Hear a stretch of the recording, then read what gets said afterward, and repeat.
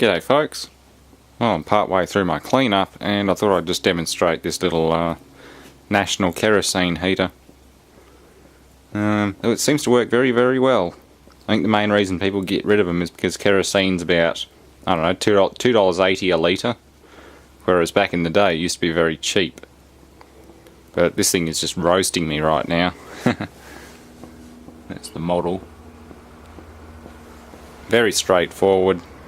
I'm running it on Jet A at the moment, which is aviation kerosene. It's just a very pure, high-grade form of regular kerosene designed for jet turbine engines, but it has no flammable vapours or anything like that in accordance with FAA regulations and all that sort of stuff, so it's probably the safest thing to run in it, really. If it's made for use in jet turbine engines, then it's definitely not an explosion risk compared with some of the cheaper, nastier heating fuels that you can get. Plus it also smells nice. It smells like a jet engine. It does have an electronic start on it, but I don't have any D-cell batteries, and that's not important.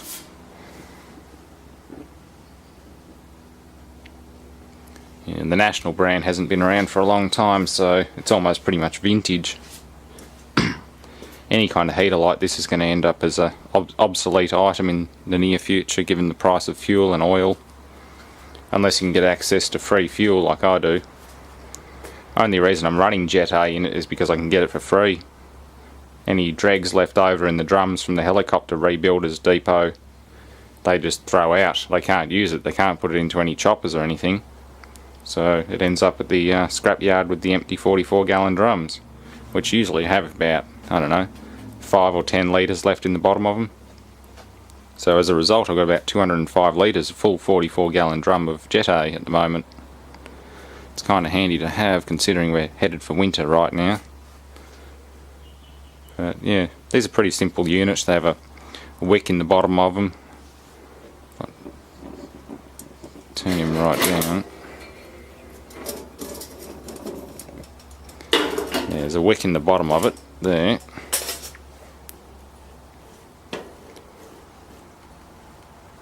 And that wick you can raise and lower using the control knob.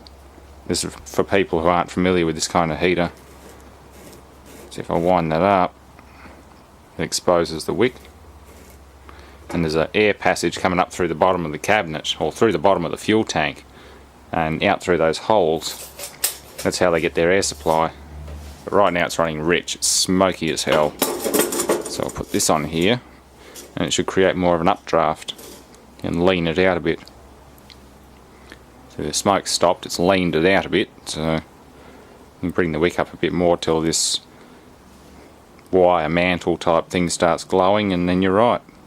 If you've got flames coming out the top of the mantle, then you're too high, but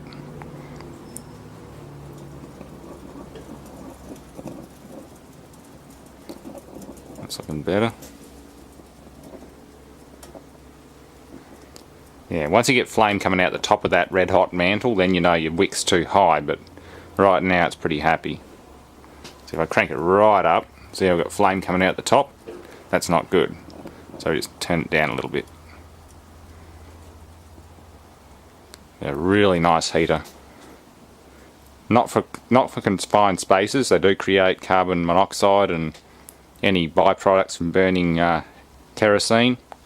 But for out in the shed like this, where there's ventilation through the rafters and the sheet metal and everything, and an open door, they are absolutely perfect. Just like gas heaters and things like that, unless you've got a flue going outside, never operate them in a confined space. Even if they say they're sort of rated to certain confinement, I never trust them. People have died because of operating things like this or certain types of gas radiant heaters in confined spaces.